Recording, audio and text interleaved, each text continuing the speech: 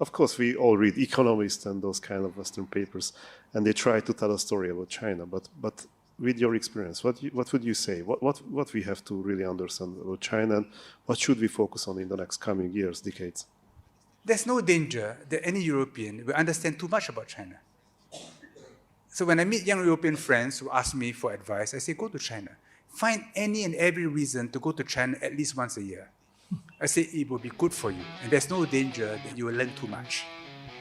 And this economy is going to be bigger than anyone else on earth by a big margin. You better know it, whether for offensive reasons or for defensive reasons. Okay, this guy was the foreign minister of Singapore, and he's damn right. But it brings us to these burning questions again. How much does a China trip really cost? And how to make the most of every dollar or euro, Japanese yen, South Korean won? Let's continue this budget breakdown journey.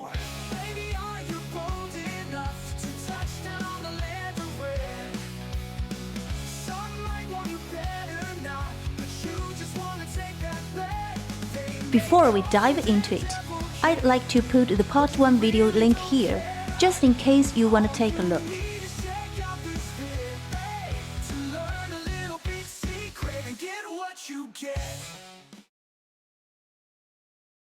Let's be real, food is half the reason you are coming to China. From street food, quick meal to fine dining, there's something for every budget. In most cities, a decent street snack costs between 40 cents to $2, and in smaller towns, it's even cheaper. In touristy areas, food prices can get crazy, which is why locals call them street food assassins. These sneaky snacks strike when you least expect it, hitting your wallet hard. Here are some infamous examples to avoid. Bamboo tube bubble tea on Shanghai's Nanjing Road. The reusable bamboo tubes are filthy. The bubble tea inside is just another bubble tea, and it costs $5. Pass. Sugar art in Beijing South Luogu Lane for $8. A total ripoff. Pass. Cold chicken salad in Chengdu. $28 for half a chicken. Pass. Xinjiang-style compressed nuts cake. One slice gets you bankrupt. Pass. Quick meals, costing about $2 to $4. Think noodles, dumplings, congee, or a simple dish with rice. It's affordable, filling, and perfect for backpackers, solo travelers, busy folks, budget-conscious. Casual restaurants, costing $5 to $20 per person. A proper sit-down meal with authentic flavors, ideal for groups to share the expenses. Upscale dining, costing $20 to $50 per person. Better service, elegant settings, and sometimes better food. Grab a fresh ground coffee from the local convenience store for just $1. If you're looking for something a bit more, Luckin or Coty coffee will set you back about $2. For a classic, Starbucks is in the $4 to $5 range. Bubble tea are mostly affordable, with prices ranging from $1 to $2. You can't go wrong with places like Shuyi Delicious, Cha Panda, Mixue Ice Cream and Tea, etc. If you're feeling a bit more indulgent, Haiti and Naixue offer a pricier but top-notch option. Budget travelers and backpackers, listen up.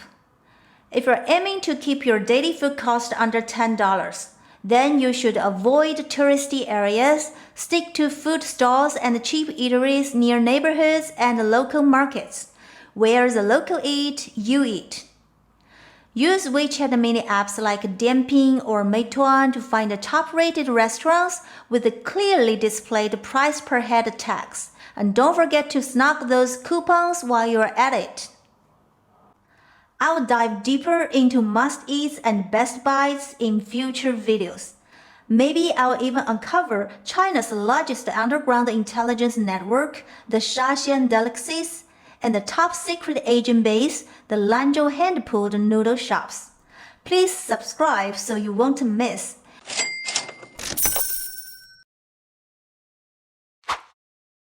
Back in the 80s and 90s, most hotels in China couldn't host foreigners unless they had special certification. This forced foreigners to stay in expensive hotels or struggle to find legal accommodation in smaller towns. Today, finding a place to stay in China is way easier. Almost all hotels, hostels, and guest houses welcome foreigners, and you will pay the same prices as the locals. Here's a breakdown of typical accommodation costs in popular cities. Avoid the peak travel seasons like the first week of May or October, summer holidays, and Chinese New Year. During these times, prices don't just go up, they skyrocket, sometimes doubling or even tripling. If you're traveling as a duo, just book a budget hotel room straight away for almost the same price as 2 hostel bunk beds, but you will get your own private bathroom. If you're booking on ctrip.com, focus on places rated 4.8 or higher. If you need more options, maybe consider 4.6 and above. But anything lower, don't even bother clicking.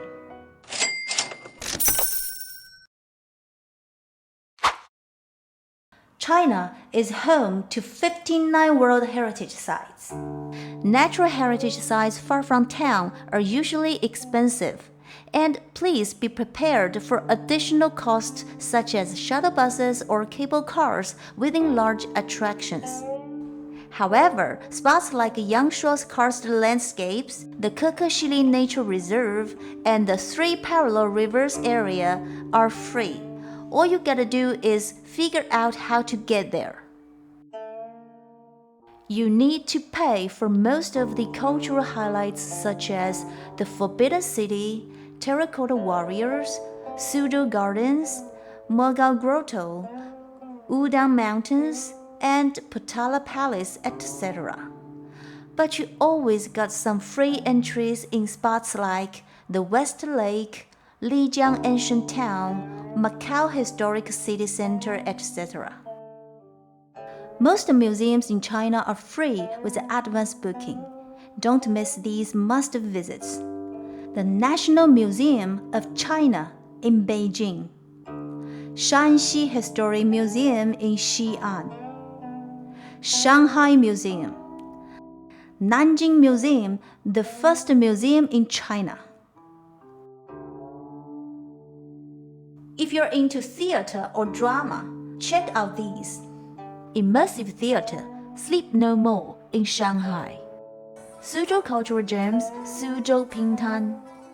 Wuzhen Theater Festival, international productions set in the charming water town. Sichuan Opera, including face changing. If just watching is not enough and you want to be part of the show, I've got some insider's picks for you. For a quick trip back to the Tang Dynasty without speaking a word of Chinese, head over to the Longest Day in Chang'an, which is a cool, immersive Tang Dynasty themed attraction in Xi'an City. $18 for adults, $9 for students or kids. You will need to pay extra for the makeup and the costumes. And if you've got some Chinese under your belt, then the Zhiying, a ship of memories in Wuhan, is a fantastic way to soak up the 1930s vibe. $37 on weekdays, $45 on weekends. You can go to a traditional costume banquets in major cities, giving you a taste of what it might have been like in a palace banquet centuries ago.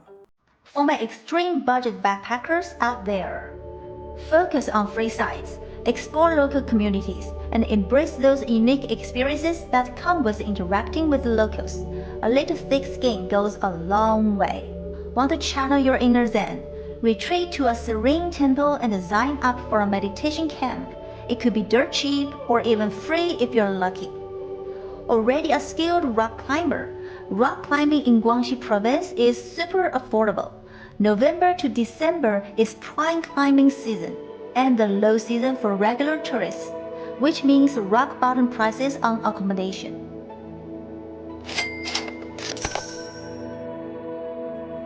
For those of you who enjoy living style and are ready to spend some money, just do what you love.